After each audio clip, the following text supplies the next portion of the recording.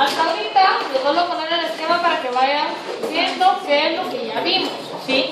Ahorita ya vimos entonces ácidos grasos, ya vimos triglicéridos, ya vimos ceras y ahora vamos hacia el glicerofosfolípidos. Y a partir de acá empezamos a bajar el esquema hasta acá abajo, ¿sí? Entonces, ¿cuál era la diferencia entre un ácido graso y una cera?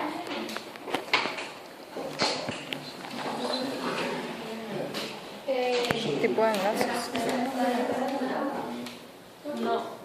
O sea, puede ser, pero no solo es eso. Tiene más carbono, ¿sí? Tiene una cadena carbonada muchísimo más grande, casi el doble de las cadenas normales de un ácido graso. ¿Cuál era la diferencia o cómo estaba compuesto un triglicérido? 3 ácidos grasos y un glicerol. ¿Cuál es la diferencia entonces entre un glicerofosfolípido y un triglicérido?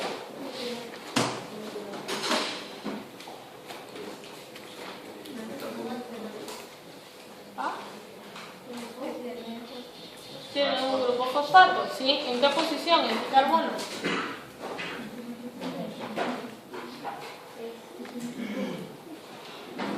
¿Cuántos carbonos tiene un glicerol? 3. Quiere decir que no puede ser 6, ¿sí? ¿En qué posición? En la posición 3, ¿sí? Y en la posición 1 y 2 están unidos. Ácidos grasos, ¿sí? Entonces esas son las similitudes con el triglicérido. Un glicerol, 2 ácidos grasos, el triglicérido tiene un tercer ácido graso y el glicerofosfolípido en lugar del tercer ácido graso tiene un grupo fosfato, ¿sí? Entonces aquí está, vamos con glicerofosfolípidos. Lo que quiero que vean es que hay dos tipos de glicerofosfolípidos. Tenemos los fosfatidatos y tenemos los plasmalógenos. Primero vamos a ver los fosfatidatos porque son los glicerofosfolípidos más simples que hay. Luego de ver la estructura de un fosfatidato, vamos a ver las diferencias entre cada una de estas familias. Y después vamos a ver cuál es la diferencia entre este y este, ¿sí? Se lo digo porque, como les dije desde el primer día de esta clase, que este esquema de verdad les va a servir para poderse ubicar en cuanto a diferencias estructurales, ¿sí? Entonces aquí tenemos los glicerofosfolípidos son los lípidos más abundantes en las membranas. Si se recuerdan, esa es otra diferencia con los triglicéridos. Habíamos dicho que el triglicérido no podía estar en membrana lipídica. Y vamos a ver que básicamente la diferencia es por el tamaño de la cabeza polar. ¿Quién es la cabeza polar en un triglicérido? Los ácidos carboxílicos de las cadenas. ¿A qué están unidos los ácidos carboxílicos del ácido graso? ¿A qué se le unen? ¿Quién es la cabeza polar de un triglicérido? ¿Quién es la cabeza polar ahí? El glicerol, ¿sí? Quiere decir que es una cabeza polar muy pequeña. Vamos a ver ahorita, estas son cabezas polares muy grandes, ¿sí? Entonces decimos, tenemos acá el glicerol unido a 2 ácidos grasos y unido a un fosfato. Esa es la estructura de un fosfatidato. Quiere decir que yo solo tengo el grupo fosfato acá. Con otra familia fosfatidato yo le voy a unir una cabeza polar a este fosfato. Si no tengo una cabeza polar y la cabeza polar solo es esta, es un fosfatidato, ¿sí? Por eso decimos que son los más sencillos que hay. Tienen un soporte glicerol, igual que los triglicéridos, tienen la propiedad distintiva de tener un grupo fosfato en el carbono número 3 y a este fosfato se le une un grupo polar, ¿sí? O sea, el grupo polar va pegadito aquí. Si no tengo un grupo polar, esto es un fosfatidato. Si tengo un grupo polar fosfatado, es otra familia de glicerofosfolípidos. ¿Se entiende? ¿Qué es lo que era el grupo polar? Fosfatidato. ¿Sí? ¿Sí se entiende? ¿No se entiende? ¿Y cuál podría ser una cabeza polar? Ahorita vamos a ver ejemplos, ¿sí? Dependiendo de quién sea la cabeza polar, va a ser la familia a la que pertenezca, ¿sí? Vamos a ver ejemplos ahorita, pero quiero que todo el mundo tenga claro que es un fosfatidato. ¿Sí se entiende? ¿Sí? Entonces acá decimos, por lo general, en el carbono número 1 yo voy a tener un ácido graso saturado. Por lo general, en el carbono 2 yo tengo un ácido graso insaturado. Resalto lo de por lo general, no es para siempre, ¿sí? No es todo el tiempo, sino es casi todo el tiempo, o sea, hay excepciones. Luego entonces acá está, si se fijan, saturado casi siempre, insaturado casi siempre, posición 3, un grupo fosfato, y ese ¿Qué cabezas polares podemos tener? Todas las que tenemos aquí en azul, ¿sí? Quiere decir que puede ser una etanolamina, una colina, una serina, un glicerol, un inositol, un fosfatidilglicerol. Hay muchísimas cabezas polares. Estas que están en esta tabla son las más frecuentes. Si se fijan en el primero, donde la cabeza polar solo es un hidrógeno, ¿de qué estamos hablando? De un fosfatidato. ¿Cuál es la diferencia entre un ácido fosfatídico y un fosfatidato? El H. Quiere decir que si está protonado es ácido fosfatídico, si está desprotonado es fosfatidato. O sea, es lo mismo. Si lo ven, cabeza polar no tiene, porque solo es el hidrógeno protonando a ese grupo fosfato. ¿Sí se entiende? ¿Sí o no? Fosfatídico. ¿Sí se entiende? ¿Sí se entiende? Solo 3 personas me están contestando. ¿Sí se entiende? Sí, va. Entonces, si yo tengo colina como cabeza polar, mi glicerofosfolípido se llama fosfatidilcolina. Si tengo una serina, es una fosfatidilserina. Si tengo un inositol, es un fosfatidilinositol. Si es una etanolamina, es un fosfatidilетanolamina.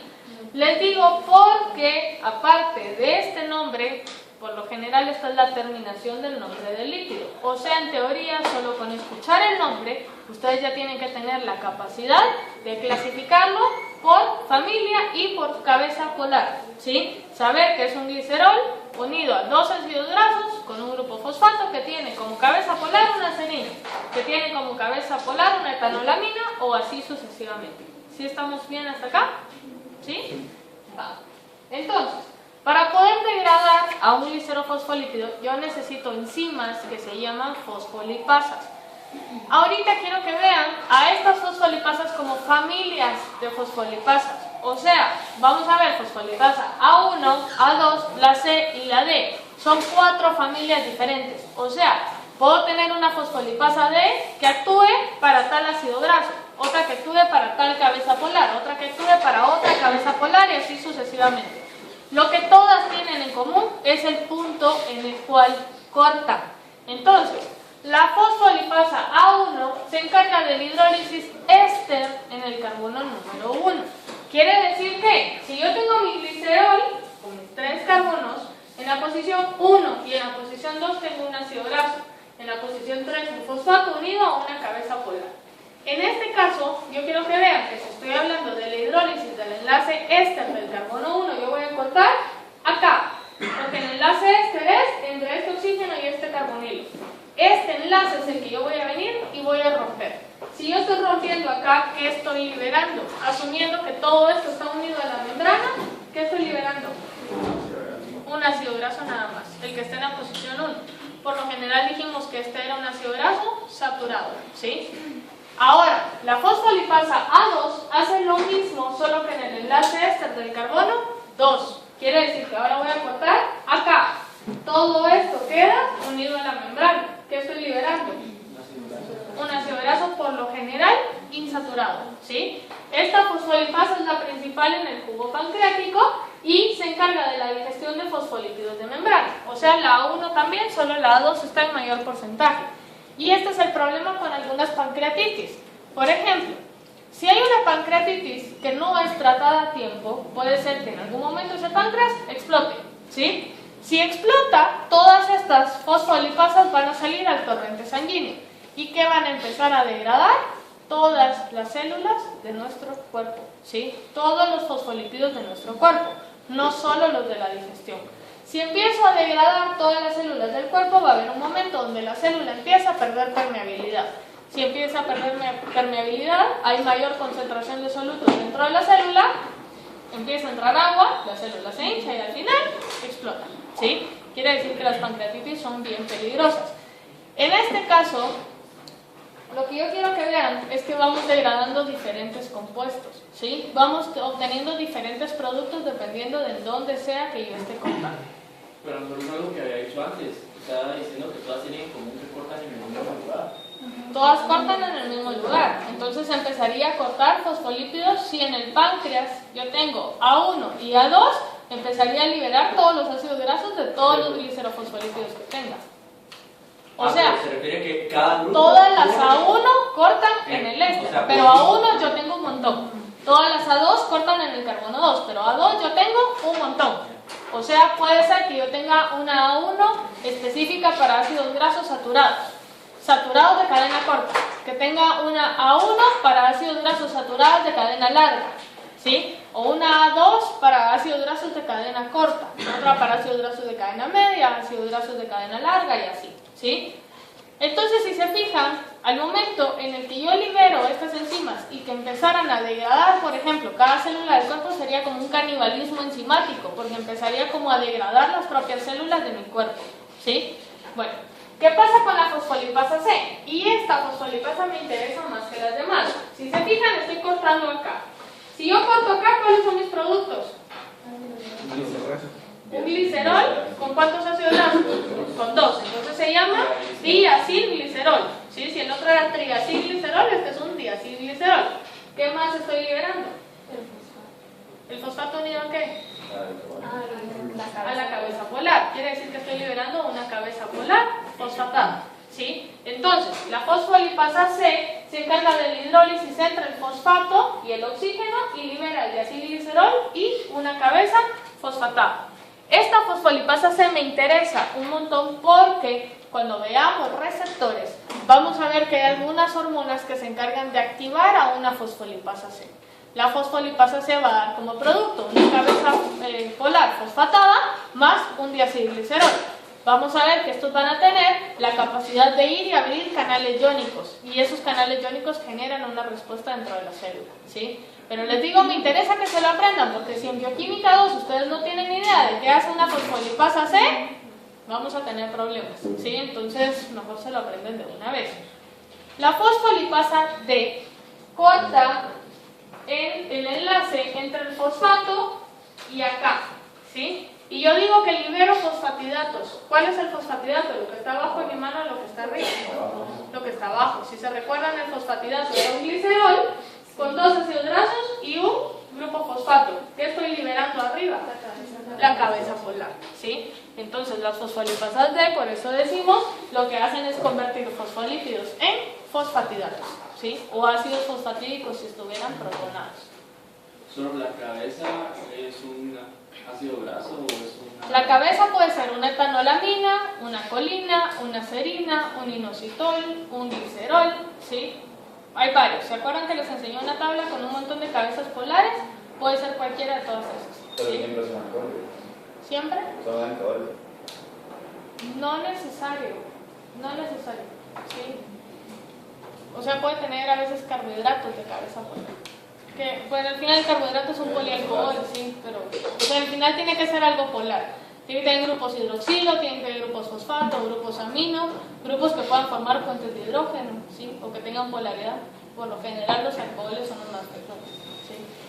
Va. Entonces, si se recuerdan, habíamos dicho, glicerofosfolípidos habían 2 tipos, los plasmalógenos y los fosfatidatos. Los fosfatidatos ya los vimos como los más simples, que derivan a las diferentes familias según la cabeza polar que tengan. Ahora, la diferencia entre un plasmalógeno y un fosfatidato es la posición del carbono número 1. Dice, tienen un sustituyente hidrocarburo en el OH del carbono 1 unido por un enlace éter vinílico y no un enlace éster vinílico. ¿Se recuerdan que el último día de clase les pregunté cuál era la diferencia entre un éter y un éster? ¿Cuál es la diferencia? ¿Quién tiene el carbonilo?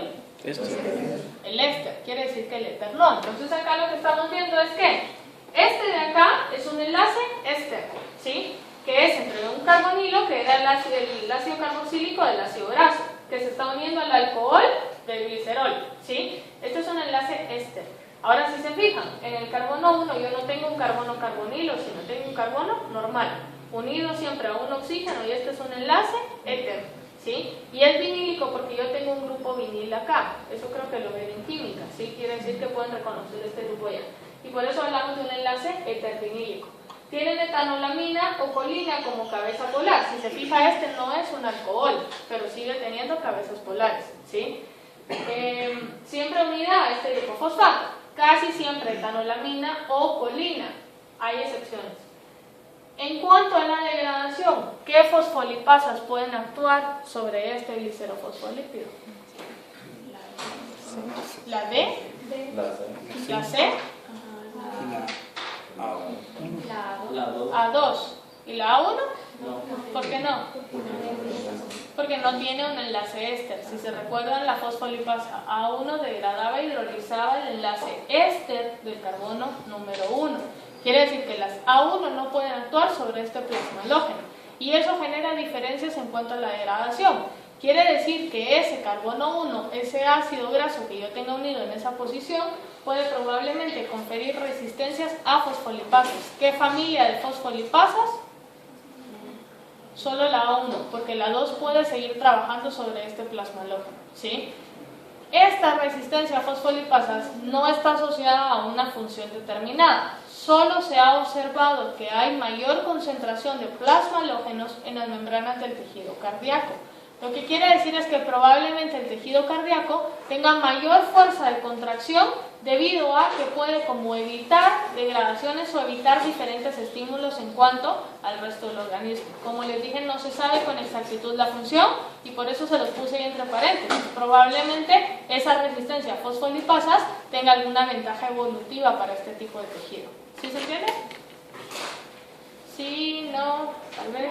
Yo no entendí qué fue lo que dije, que solo lo podía degradar a 2, C y D.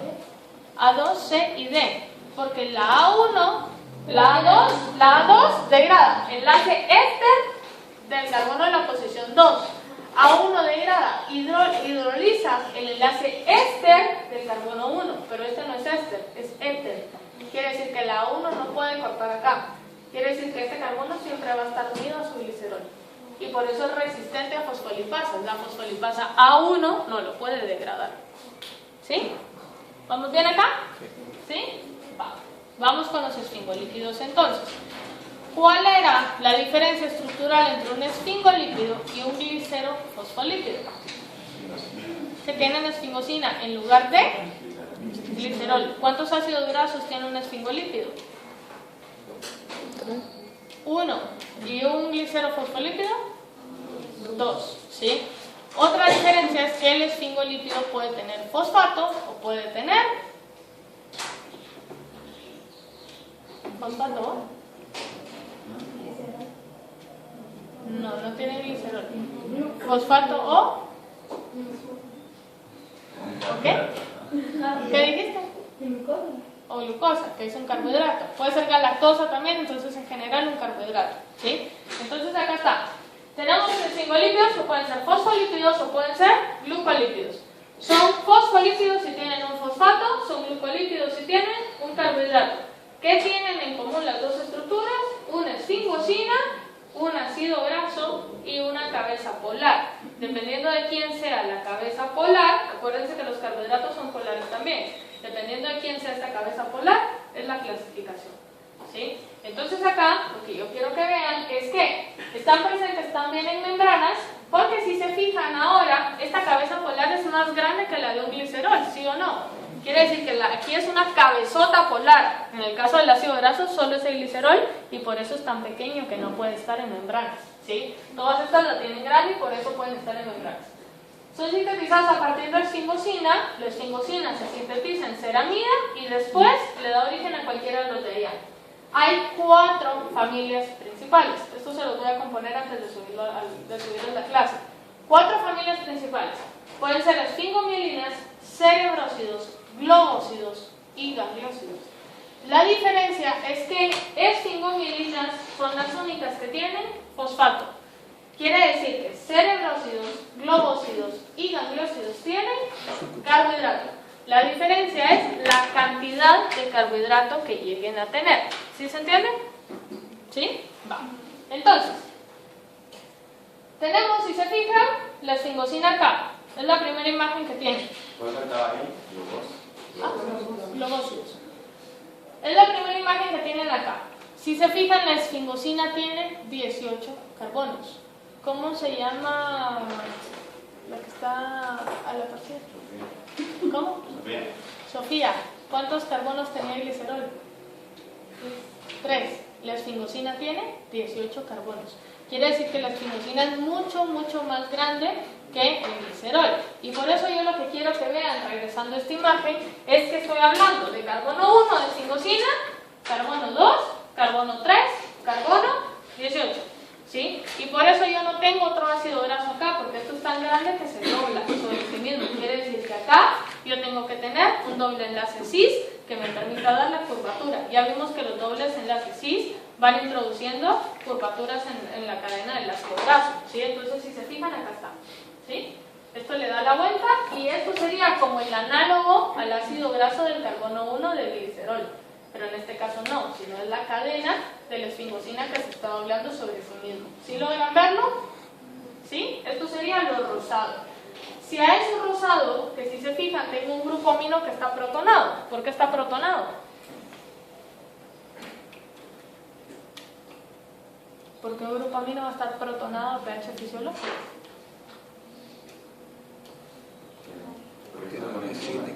Porque 7 está más así.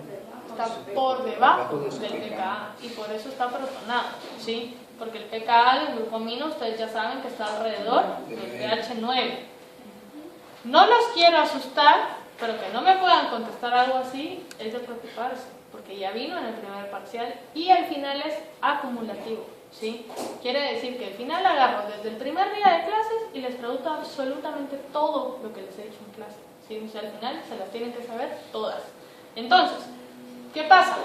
En esta posición, en este amino, yo vengo y le pego un ácido graso. Si se fijan, el enlace que tengo acá, ¿cómo se llama? Amida. Es un enlace amida. Similar al que se forma en el grupo peptídico, la diferencia es que no es el carbonilo más largo, no es el amino más corto y por lo tanto no tiene la fuerza y la rigidez del doble enlace. ¿Sí? Es un enlace amida normal. Acuérdense que el enlace peptídico era normal. ¿Sí? Entonces acá le pegamos el ácido graso. Al momento en que le pego el ácido graso a esa esfingosina, pasa a llamarse ceramida. ¿Sí? Quiere decir que la ceramida es una esfingosina más el ácido graso. ¿Cuántas ceramidas diferentes puedo tener? Muchísimas. ¿De qué va a depender? Del ácido graso que yo le esté colocando. ¿Sí se entiende? Va. Entonces acá es donde viene la diferencia. Si yo le pego un grupo fosfato, yo sé que esto va a ser una esfingomielina, porque dijimos que las esfingomielinas eran los únicos esfingolípidos que tenían fosfato, ¿sí? A ese fosfato yo le puedo pegar una cabeza polar y ahí empiezo a clasificar la cantidad de esfingomielinas que pueda tener. Esfingomielinas con grupo colina, esfingomielinas con grupo etanolamina, etc. ¿Sí? Quiere decir que entre cada una de ellas, si todas tienen una etanolamina, la diferencia va a ser el ácido graso que le dio origen a la ceramida. Quiere decir que al final yo lo que quiero que vayan dimensionando es la cantidad de líquidos diferentes que pueden llegar a tener en una membrana, ¿sí? Van a ser completamente distintos. Imagínense la cantidad de ácidos grasos que pueden tener, diferencias en tamaño, en dobles enlaces y en posición de dobles enlaces. O sea, son muchísimas las variantes que pueden tener. Entonces, ¿cuáles eran las 4 familias? Esfingomielinas, ceradócidos, globócidos y gangliósidos. Tengo una pregunta. ¿Y acá? Dijo que podía haber varios ceramidas y digamos solo se puede unir ahí a ese, al CH2 donde está el Al carbono 2. Ajá. Sí, pero va a depender de cuántos carbonos tenga, de si es insaturado, si es saturado, de dónde tenga el doble enlace. Y dependiendo de ese ácido graso, va teniendo diferentes ceramidas. ¿Sí? El fosfato es muy se une al carbono 1. Al carbono 1. Esa es una diferencia bien importante. ¿A qué posición del glicerol se unía el grupo fosfato en un glicerofosfolípido? En la posición 3. Y si se fijan acá, la posición 3 no tengo unido nada, sino el resto de la cadena R. Quiere decir que acá el fosfato se une a la posición 1. ¿Sí lo ven? Y el carbohidrato también. El carbohidrato también a la posición 1. ¿Sí? Entonces acá decimos las esfingomielinas son los únicos esfingolípidos que se clasifican como fosfolípidos, porque todos los demás son glucolípidos. Son componentes principales de las vainas de mielina del sistema nervioso central y pueden tener un grupo colina, un grupo etanolamina principalmente. ¿Sí? Va. Vamos con los cerebrósidos entonces. cerebrósidos, globósidos y gangliósidos dijimos que eran glucolípidos y que la diferencia era la cantidad de carbohidratos que tuvieran entre ellos. Los cerebrósidos son glucolípidos y contienen un residuo de monosacárido unido a un carbono 1 con enlace en su anómero beta, de energía o estructural. Estructural, porque ya vimos que todos los anómeros beta son estructurales, ¿sí? ¿Estructurales de qué? De la membrana plasmática. De la membrana plasmática, principalmente de las vainas de mielina también. Entonces acá está, abundan en tejido nervioso. En este caso yo quiero que vean que estamos hablando de un monosacárido, solo un carbohidrato.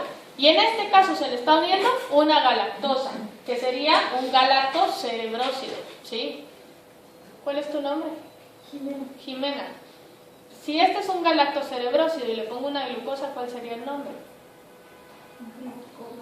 Glucocerebrósido. Y así me puedo ir con un montón de familias dependiendo de quién sea el monosacárido que se esté pegando, ¿sí? Entonces, ¿cuántos galactocerebrósidos diferentes puedo tener? ¿Qué va a variar entre un galactocerebrósido y el otro? El ácido graso que se le esté uniendo. El carbohidrato no varía porque todos son galactosos, ¿sí? Entre una galactocerebrósido y un glucocerebrósido la diferencia es el monosacárido, pero entre ellos pueden tener diferencias del ácido graso. Entonces, si se dan cuenta, vamos ramificando para abajo, pero a partir de ahí las diferencias son infinitas, ¿sí? Dependiendo del número de carbonos que yo llegue a tener. Globósidos, la diferencia es que son glucosingolípidos neutros. Lo de neutro es porque no generan carga, o sea que los que tienen grupo fosfato tienen por lo general cargas positivas, negativas, porque se pueden desprotonar, ¿sí? Neutros es que no generan carga. Con 2 o más azúcares. ¿Cuántos tenían los cerebrósidos? Y aquí, más, ¿sí? Quiere decir que estoy hablando de un oligosacárido, ¿sí? Normalmente es de glucosa, galactosa o N-acetilgalactosamina o muchas combinaciones más de muchos carbohidratos. Entonces, el ejemplo acá es lo del grupo sanguíneo. Si se recuerdan, ya les había hablado del grupo sanguíneo en algún momento cuando empezamos a hablar acerca de antígenos, ¿sí? Lo que quiero que vean es que el grupo sanguíneo son glucoesfingolípidos, porque yo tengo acá la esfingosina, que más un ácido graso pasa a llamarse ceramida. Y hacia esa ceramida yo le pongo un oligosacárido, pasa a ser un glucosfingolípido, ¿sí? Entonces, ese oligosacárido, si se fijan, es exactamente el mismo para todos. La diferencia es la posición terminal, ¿sí? Y esto es lo que hace diferencias en cuanto al grupo sanguíneo. ¿Quiénes son grupo A aquí? 3, 4, 5, 6, 7. Grupo B, una persona. Grupo AB, una persona. Ese es menos frecuente todavía, tal vez porque es hondureño. Grupos O, ese es el más abundante, ¿sí? Entonces yo lo que quiero que vean acá, ¿hay alguien que sea RH negativo acá? Ustedes dos, O negativos son, y son donadoras de sangre. ¿Sí han donado sangre antes? ¿Sí? Deberían de donar más seguido. ¿Sí? De hecho, deberían de estar enlistadas como donadoras voluntarias, ¿sí? De llamada, porque ese tipo de sangre es bien difícil de encontrarlo y se los juro, les salva la vida prácticamente a cualquiera. Ustedes le pueden dar sangre a cualquiera, todos acá. Los que son B o peor aún AB, la sangre, los bancos de sangre les dicen así como: nos vemos en un par de años cuando necesitemos su sangre, porque prácticamente solo los AB pueden recibir sangre de AB, ¿sí? Aparte que pueden recibir prácticamente de todos, ¿sí? Entonces, lo que quiero que vean acá es esto. Los que son A, independientemente si son positivos o negativos, tienen una N-acetilgalactosamina en la posición terminal. Los que son B tienen una galactosa en la posición terminal. David, ¿qué carbohidratos tiene usted en la posición terminal?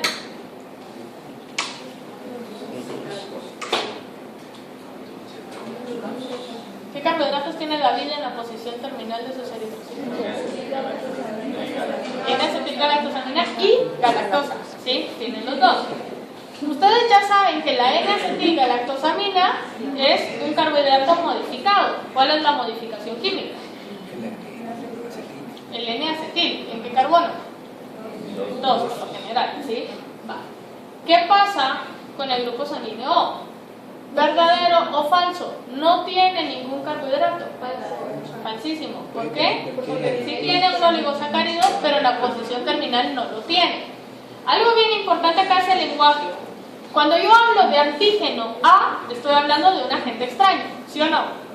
Pero para una persona que es tipo de sangre A, esa A o esa N-acetilgalactosamina no es un antígeno, ¿sí? Es un antígeno para todos los demás, ¿sí? Para esa persona no. Para una persona de tipo B, ese antígeno B o esa galactosa no es antígeno para esa persona. Para todos los demás sí. ¿Sí se entiende? Va. ¿Qué pasaría si le ponen la sangre de David a cualquiera de los que son O?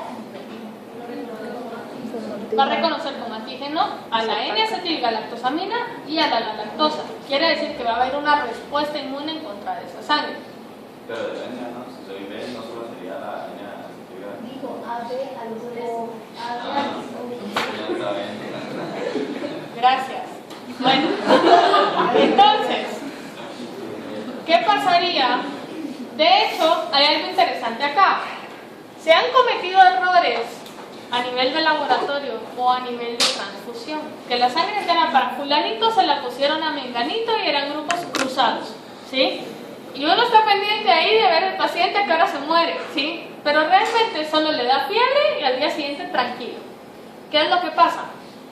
La primera vez que ustedes le colocan una sangre incompatible a una persona, el sistema inmune solo se despierta, ¿sí? Solo empieza a reconocer ese antígeno. Ese antígeno es presentado, ¿se acuerdan que habían diferentes inmunoglobulinas que iban surgiendo?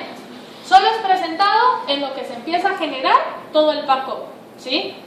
La segunda vez que le ponen la sangre equivocada a ese paciente, ahí sí, preocúpense. ¿Por qué? Porque ese paciente ya tiene toda la reserva de anticuerpos para poder atacar a ese antígeno, a esa galactosa o N-acetilgalactosamina, y en un momento se le da a la sangre. Quiere decir que esa transfusión, en lugar de ayudar, perjudicó a su paciente, ¿sí? Porque le generaron una respuesta inmune grandísima.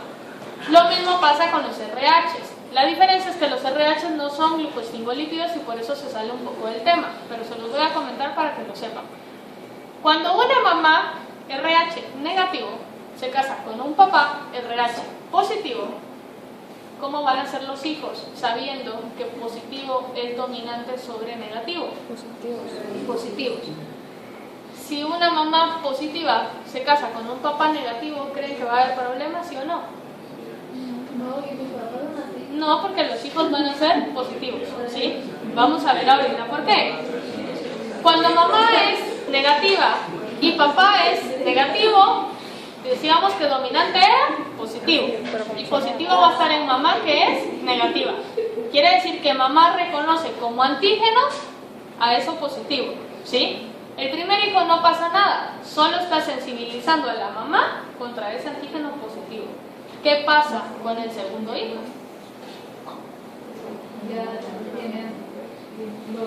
Ya tiene anticuerpos, lo va a rechazar, se crea una anemia hemolítica. ¿Por qué? Porque toda la sangre del bebé, que el bebé está sintetizando todo el tiempo, es conocida como un agente extraño. Es como que le estuvieran pasando una transfusión permanente a la mamá todo el tiempo. ¿Qué pasa con el feto? Se muere, probablemente antes de nacer.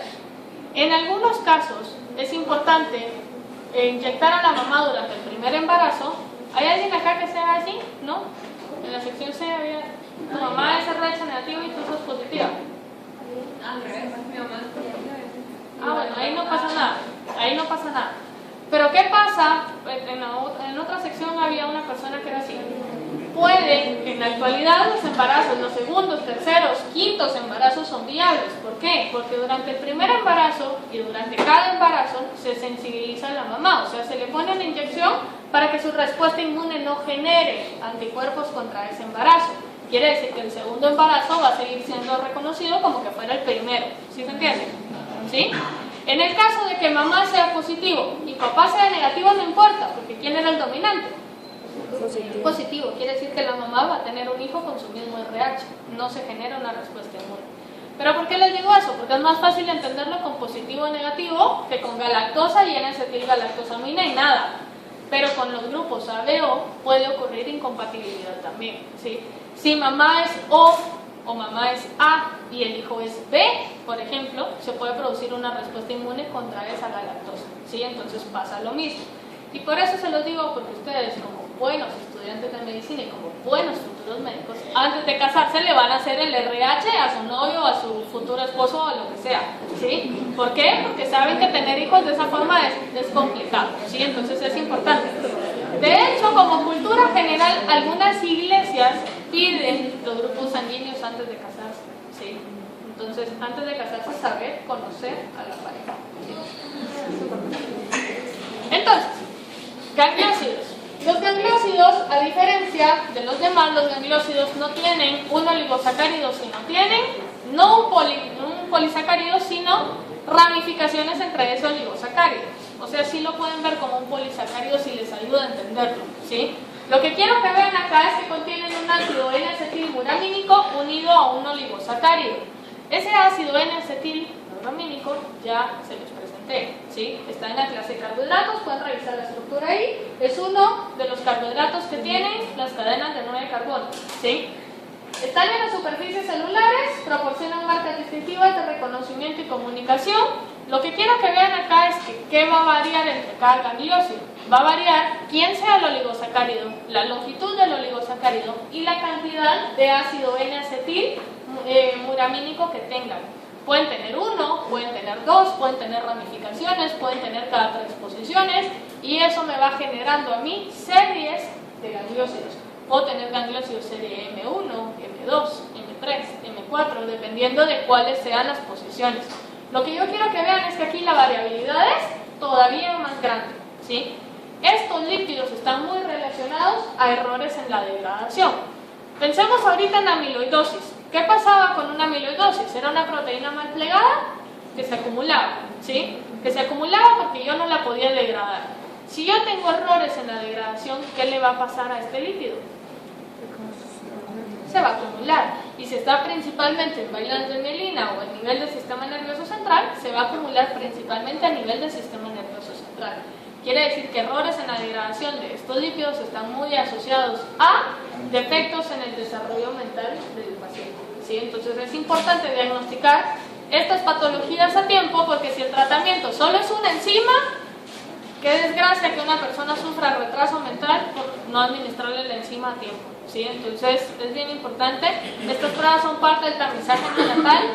Mucho más adelante, en algún momento de la clase, vamos a platicar del tamizaje neonatal, qué pruebas debe de incluir, qué es lo importante, qué predomina en Guatemala, etc., ¿sí? Pero lo vamos a hablar más adelante. Bueno, ¿alguna pregunta hasta acá? ¿Vamos bien? Entonces, otra vez el esquema.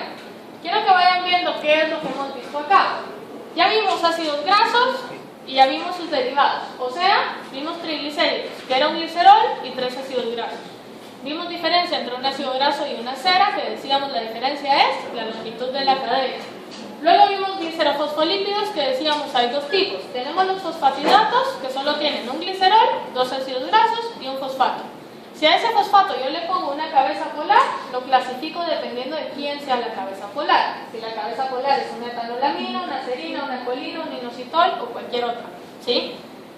Luego, si en lugar de tener un enlace éster en carbono 1, tienen un enlace éter en carbono 1, son plasmalógenos, ¿sí? Luego, si en lugar de tener glicerol tengo una esfingosina, es un esfingolípido. Si a esa esfingosina yo le pongo un ácido graso en carbono 2, formo una ceramida. Si a esa ceramida yo le pongo un grupo fosfato en carbono número 1, formo una esfingomielina. Si en lugar de ponerle un fosfato le pongo un carbohidrato, dependiendo de qué cantidad de carbohidrato va a ser, puede ser cerebrócido, gangliósido o globócido, ¿sí? Si le pongo solo una cerebrócido, si le pongo un oligosacárido, ¿qué les dije? Uno es cerebrócido, dos o más globócido y muchos es gangliósido, ¿sí? Quiere decir que ya vimos todo, menos icosanoides y menos isoprenoides. Entonces ahorita vamos con los isoprenoides, que pueden ser esteroides, vitaminas lipídicas o terpenos. Y luego vamos a ver a los icosanomidos, ¿sí? Los isoprenoides entonces les dije pueden ser estos tres y se llaman isoprenoides porque se relacionan con esta estructura de 5 carbonos que es el isopreno, ¿sí? Ahí están todas las formas en las que pueden encontrar dibujado el isopreno. Quiere decir que mientras más combinaciones de isopreno vaya haciendo con las diferentes posiciones, yo voy a ir generando diferentes estructuras. ¿Sí se entiende? Vamos entonces con los derivados de isopreno más complejos que existen, que son los esteroides. ¿Algún esteroide popular que conozcan? El colesterol, ¿sí? El colesterol y todas las hormonas derivadas de él. O sea, testosterona, cortisol, todos los andrógenos son derivadas de colesterol. Quiere decir que todas esas van acá, ¿sí? Ahorita vamos a ver solo estructuras. Cuando veamos receptores vamos a ver a las hormonas más despacio, ¿sí? Entonces, los esteroides se encuentran en membranas, se derivan del escualeno. El escualeno es esa estructura que está ahí sin ciclar. O sea, lo primero que vamos a ver es cómo a partir de muchos isoprenos yo llego a formar escualeno, ¿sí? Si se fijan, ¿se recuerdan cómo era el isopreno? ¿Sí? Vean acá, van teniendo muchos isoprenos hasta llegar a formar esto. La síntesis de colesterol detallada la vamos a ver el segundo semestre, ¿sí? Ahorita solo quiero que identifiquen como los pasos y que lo ubiquen como un derivado de isopreno, ¿sí? Contiene 4 anillos fundidos, 3 de 6 carbonos y 1 de 5. Quiere decir que al momento en que yo cierro, esto acá son 6 carbonos, 6 carbonos, 6 carbonos y el último son 5. O sea, anillos A, B, C y D, ¿sí? El anillo D es el más pequeño. Luego yo tengo esta cadena acá y todas las modificaciones que yo le haga alrededor del anillo van generando diferencia entre cada hormona, ¿sí? Difieren en la longitud de la cadena lateral, unidad del carbono 17, la colocación de grupos metilo, dobles enlaces, hidroxilo, grupos secos, o sea, todo lo que esté fuera del anillo. Está el colesterol, las hormonas esteroideas y las sales biliares que forman parte de esta categoría. Estamos esteroides, isopreno, ¿sí? Entonces acá está. Si se fijan, ahí está el colesterol, es el que está aquí en medio. Luego vean las modificaciones, se las tengo ahí encerradas con un círculo rojo. Esas son las modificaciones que se van generando. Si se fijan, el anillo es muy similar. O sea, cambian dobles enlaces, o sea, saturaciones, insaturaciones nada más, dependiendo de a quién tenga. Pero el anillo básicamente es el mismo, todos son derivados de escualeno. ¿Qué diferencia ven entre el escualeno y el colesterol? Así a grandes rasgos. El escualeno no está ciclado. Quiere decir que el escualeno es el último precursor no ciclado del colesterol, ¿sí? Bueno, por el momento hasta ahí vamos a hablar del colesterol. Ya les dije, hay una clase en la que vemos exactamente cómo se sintetiza, quién se pega con qué, quién se pone en dónde y qué modificaciones se hacen, ¿sí? Más adelante lo vamos a ver. Vamos con los terpenos ahora. Son hidrocarburos que pueden verse como una combinación de numerosas unidades de isopreno. Forman parte principalmente de los aceites esenciales. Quiere decir que esta parte, si se fijan, no tiene como mucha aplicación clínica. Por eso la vamos a ver solo así, ¿sí? La clasificación es según su estructura química y en base al número de unidades de isopreno presentes que estén ciclados entre sí. Entonces yo lo que quiero que vean acá es que todos los isoprenos van acá y aquí hay isoprenos que se ciclan, ¿sí? Algunas vitaminas tienen esa forma, pero las vitaminas están en otra clasificación. Como los terpenos, solo estamos hablando de aceites esenciales o sustancias que pueden dar, por ejemplo, el olor a alguna planta, alguna fruta o algo similar, ¿sí? Bueno, hay otra parte importante acá y es cómo un líquido puede empezar a actuar como señal, como cofactor o como pigmento de otras sustancias. Me voy a quedar acá porque este tema quiero agarrarlo un poco más despacio, quiero agarrarlos frescos cuando empiece a hablar de esto, porque esto me interesa que se lo aprendan para el segundo semestre, o sea, tiene que quedar bien aprendido, ¿sí? ¿Alguna pregunta acá? ¿No? Pero, Regina, una pregunta.